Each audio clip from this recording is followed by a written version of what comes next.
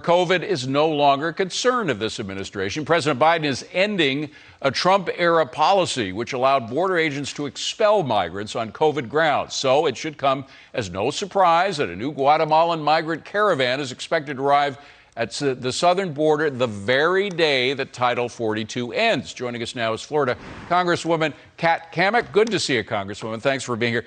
I don't think that's a coincidence. They arrive here the very day we see the end of 42. You think it's a coincidence? Come on now. I may be a blonde, but even I'm not falling for that line.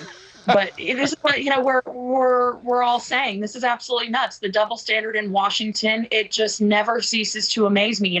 Nancy Pelosi just a few weeks ago put out a statement saying that we needed to extend proxy voting in Congress because of the health emergency, that members weren't able to cast their ballots and their votes in person. So you've got people casting votes via proxy while they're sitting on a beach somewhere because they just can't make it to Washington to do their job, but yet they still collect a paycheck. And let's not forget that they just extended the mask mandate. So there's a health emergency everywhere except for our southwest border, where there actually is a legitimate cause for it with the increased rates of tuberculosis and every other ailment you can think of that our Border Patrol agents are encountering. It's disgusting. Yeah. It's hypocrisy at its finest, and it's got to stop. Well, even DHS, even Mayorkas or some of his assistants are telling the media that we could have 18,000 migrants a day. Just to put that into perspective, that's 6.5 million migrants coming in every year.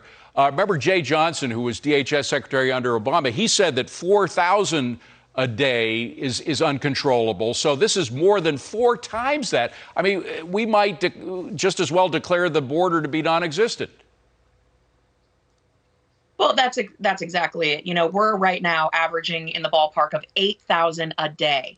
And because of Title 42, our Border Patrol agents are able to turn around about half of that.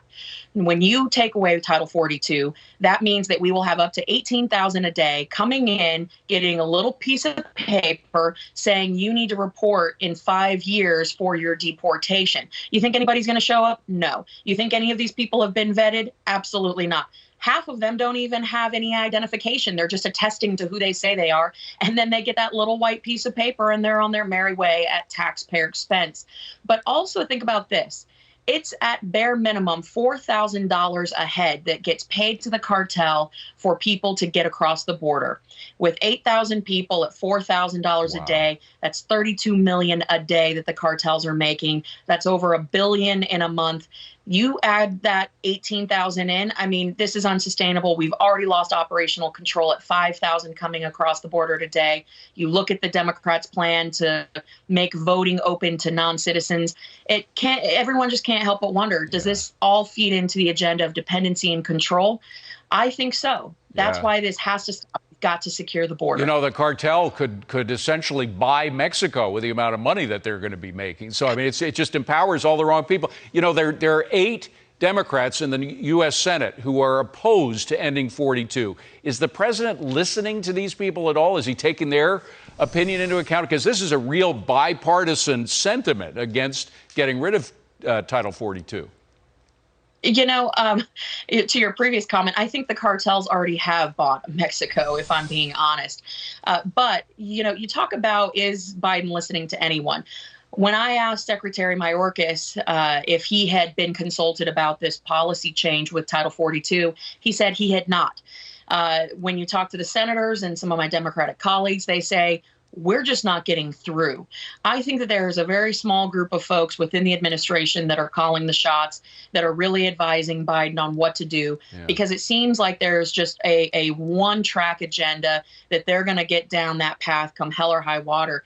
There doesn't seem to be any consideration for the facts on the ground, which are our Border Patrol agents are suffering. They're begging for a force multiplier in the wall. They're begging for more agents. They're begging for more resources, and they keep getting shot down. This has to change. They are the best of the best. I mean, these border, forgive me for jumping in, but we run out of time. But these border agents, I've talked to enough of them to know that they are really good people, and we are treating them terribly. It's a disgrace the way we're treated. We got to leave it at that. Congresswoman, have a wonderful Easter weekend. Thank you very much for being here. Appreciate it.